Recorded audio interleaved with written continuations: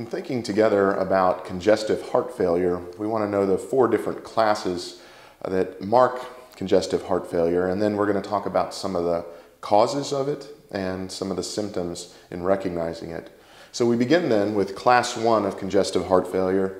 At this level, a normal physical activity and symptoms that go along with congestive heart failure produce no limitation in normal physical activity. So we'll say class 1, they have congestive heart failure, but there is no limitation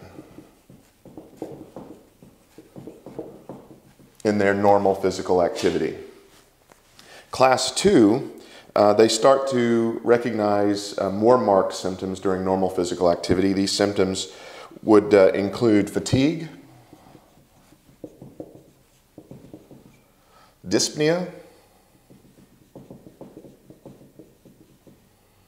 and other symptoms like that. So normal physical activity for class 1, there's no limitations whatsoever from the congestive heart failure. Class 2, normal physical activity results in fatigue or dyspnea. Class 3 is marked limitation.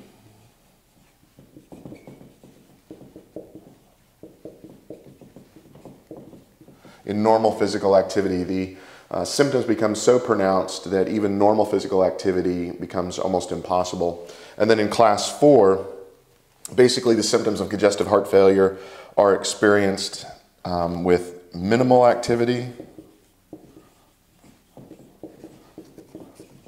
and even at rest.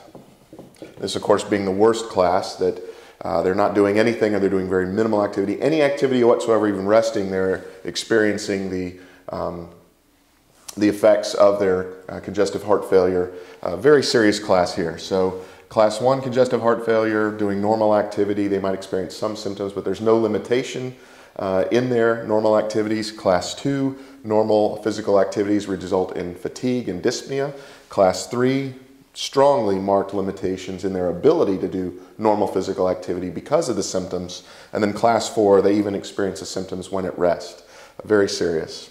And then when we think about causes of congestive heart failure, we need to think in terms of coronary artery disease, cardiomyopathies, endocarditis, extracardiac infections, and pulmonary embolus. All of these can lead to congestive heart failure. And some of the symptoms to recognize someone in congestive heart failure would be cold or cyanotic skin, wheezing, mitral valvular deficits, lower extremity edema, pulsus alternans, and hypertension and tachypnea. All of these are symptoms to be noticed going along with congestive heart failure. And I want to go over those again just to make sure if you were taking notes, you want to get these down. So remember the 4 classes of congestive heart failure. Class 1, very low level.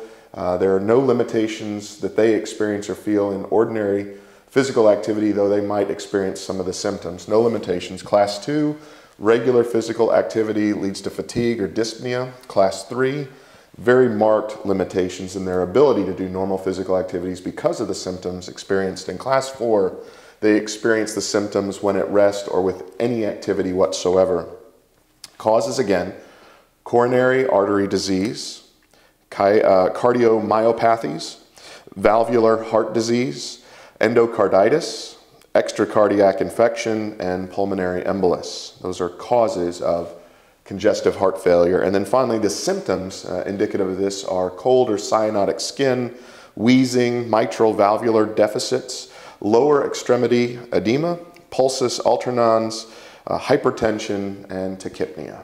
If you'd like to learn more about this, read further, then please click on the link below this video and go to that website where you'll find an ebook available for immediate download.